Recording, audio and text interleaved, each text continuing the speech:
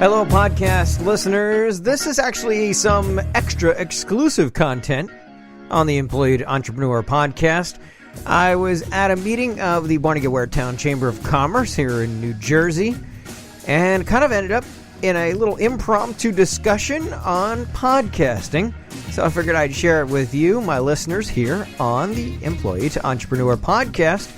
Maybe you're thinking of starting your own podcast like this. By all means, subscribe, and if you don't know, ask me. I will show you how to do it, because I probably consume about 4 or 5 different podcasts on a daily basis. So if you've never consumed one before, check it out. If you've got an iPhone, or even if you've got an Android phone, you can get them on. Just curious, how many iPhone users in the room? Almost all. Just one? No, that's okay. Google Play does list our podcast as well, and then there's several other podcast directories that you can get through an Android phone. I just see I use Apple a lot, but the only difference is it's just a lot of things are easier when it comes to things like podcasting. But have you ever downloaded a podcast, listened to a podcast? Do you know what I'm talking about when I say the word podcast? I've heard of them, but I've never done it. All right, because not only is this we get to talk about business, but we get to talk about technology. So a podcast is it started back in 2007, and if it's too hot in here, I can turn the heat down, because I turned it up when I first got in because it was damp and cold in here. So, but basically, it started out when the iPod first came out. People were looking for a way of sharing talk programming, and some people shared music, and then they added music licensing and made it all go the other way.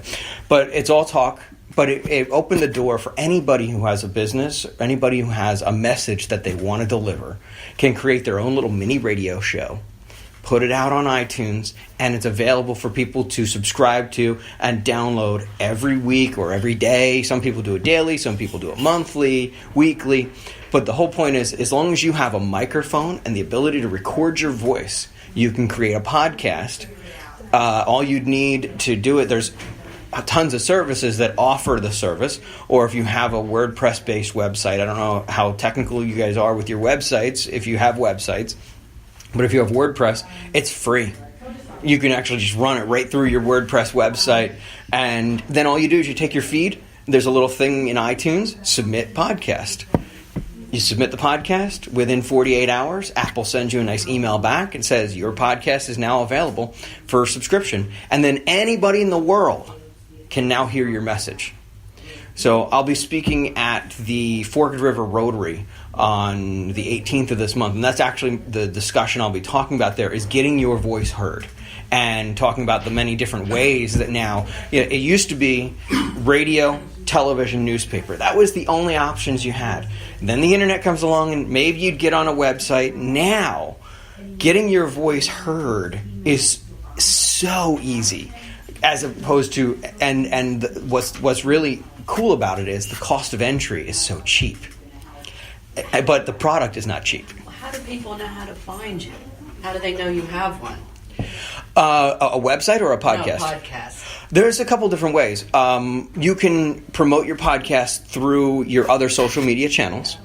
So if you have a Facebook, if you have Twitter, if you have a website, promote it through there. If you have a mailing list, promote it through there.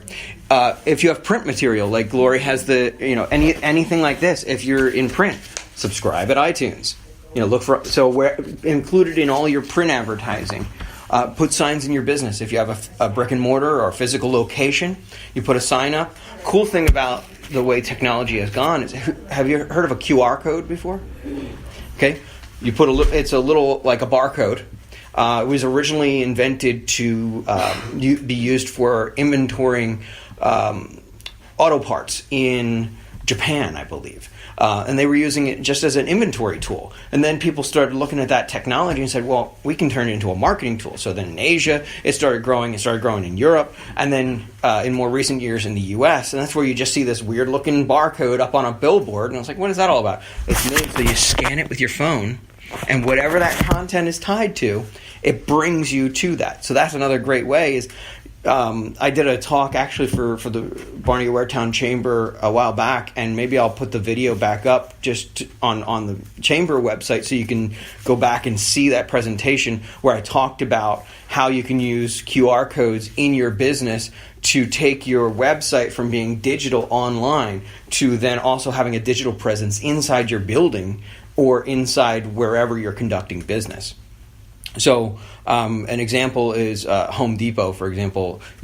I was looking at paver stones, and they had a little QR code next to the paver stone price tag.